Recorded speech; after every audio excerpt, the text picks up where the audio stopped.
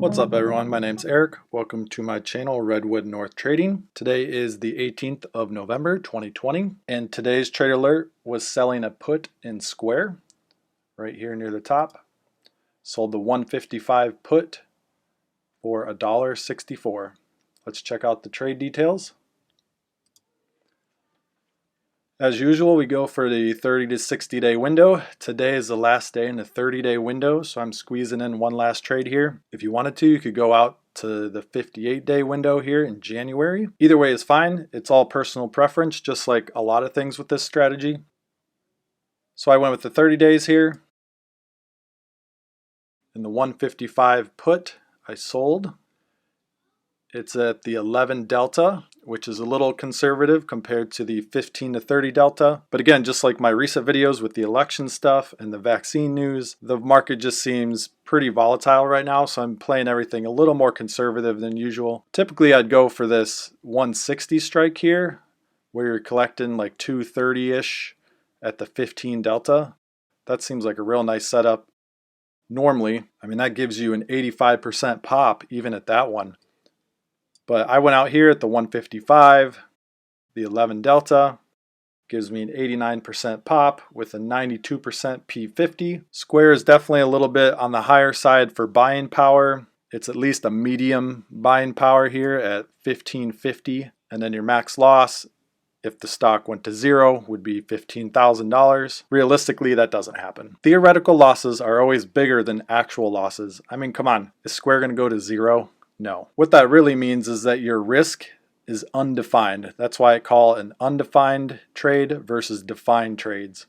If you want to define your risk, you just need to buy a further out of the money put that will protect you on the downside. So I would typically go a 5-point wide spread here, 155. I'd buy the 150.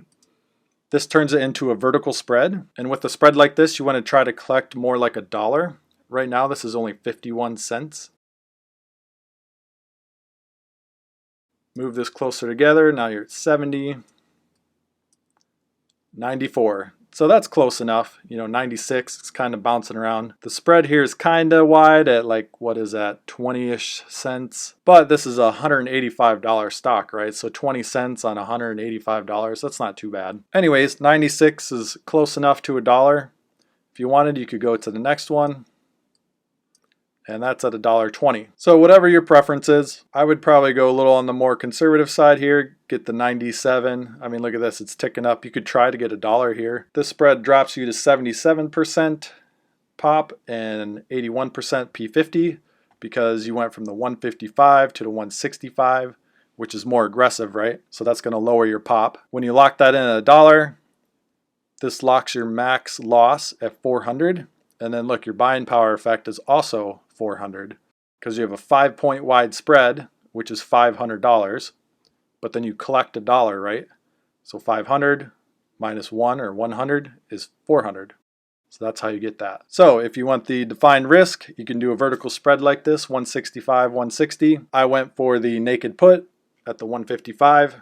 Either trade, you're going to manage at roughly 50% of max profit. So if you collect $1 here, you're going to wait until this loses value down to 50 cents, and then you're going to close the trade. I think that covers everything. This will be the last trade in the December window, as today is the 30 days. So tomorrow, if and when I open a trade, we'll go into the next window in January, which I think today was 58 days, so tomorrow will be 57 days. All right, that's it. Thanks for tuning in. I'll see you in the next video.